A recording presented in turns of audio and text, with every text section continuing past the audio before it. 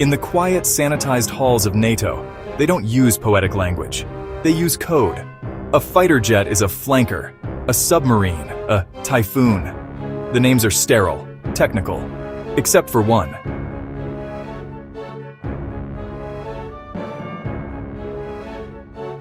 There was one weapon system so obscene in its power, so fundamentally apocalyptic in its design, that the analysts in Brussels broke their own rules. They gave it a name straight from the abyss. They called it Satan.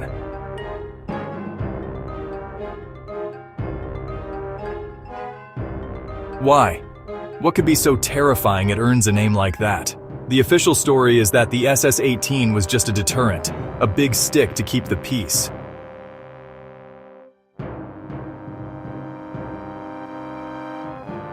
The official story is a lie.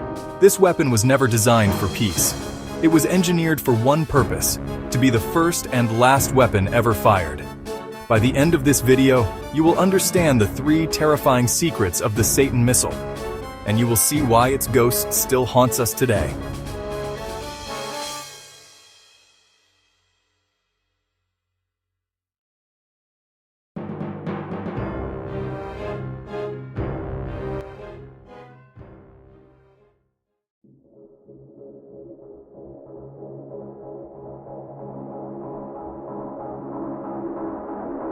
To understand the beast, you have to look at the numbers. The American Minuteman III missile is the backbone of its arsenal. It weighs about 80,000 pounds. The SS-18 weighs nearly 500,000.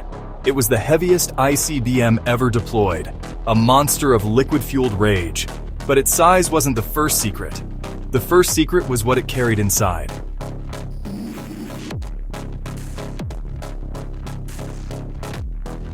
The Satan missile wasn't designed to deliver one bomb. It was a bus, a post-boost vehicle carrying a nightmare payload, 10 separate, independently targetable warheads. 10. Each one a 750 kiloton device over 50 times more powerful than the bomb dropped on Hiroshima. One missile launch didn't mean one city was lost. It meant 10 cities were gone. Or more accurately, 10 of our most protected military sites erased from the Earth. And that's not all. It also carried up to 40 penetration aids, decoys, to ensure those 10 angels of death reached their targets. The second secret was how it would get there. Early warning radar, NORAD, all pointed north, over the pole. That was the fastest, most logical route for a Soviet strike.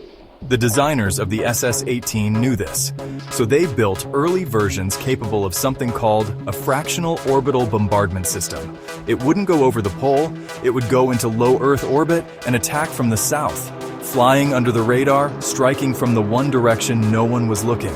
It was a backdoor to Armageddon, but even that isn't the most terrifying part.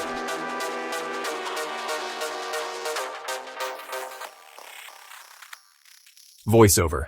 Tone shifts to conspiratorial, intimate. You see, the public was told these weapons guaranteed mutually assured destruction. The idea that nobody would launch first because it meant their own destruction. That was the lie we all bought. But military strategists knew the truth. Mutually assured destruction only works if both sides can actually strike back. The Satan missile's specifications, its massive payload, its orbital attack path, and a detail we haven't discussed, its pinpoint accuracy, all point to a different, far more sinister doctrine. This was not a retaliatory weapon. It was a first strike weapon. It was designed to be launched in a massive, overwhelming wave, not at cities, but at America's own missile silos in the Midwest. It was built to destroy our ability to retaliate before we even knew we were at war, to win a nuclear exchange in the first 30 minutes. It wasn't a deterrent. It was a checkmate piece.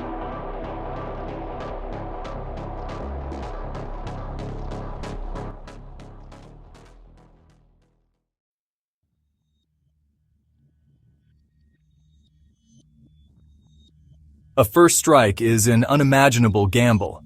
What happens if the Soviet leadership is taken out before they can give the order? What if communications are cut? Do the weapons simply rust in their silos? The Soviet engineers planned for this, and in their solution, we find the Satan missile's final, most terrible secret. The one that, to this day, is officially denied.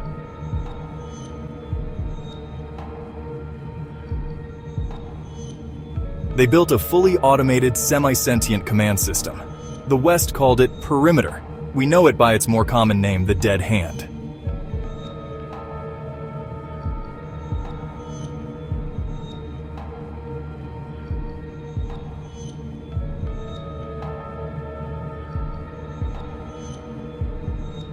The concept was simple, and it is the single most terrifying thought in human history. If a network of seismic, light, and radiation sensors detected that Moscow had been destroyed and communication with the command authority was severed, the dead hand would take over. An AI, a ghost in the machine, would be given final authority. It would bypass all human command and transmit launch codes directly to the SS-18 silos.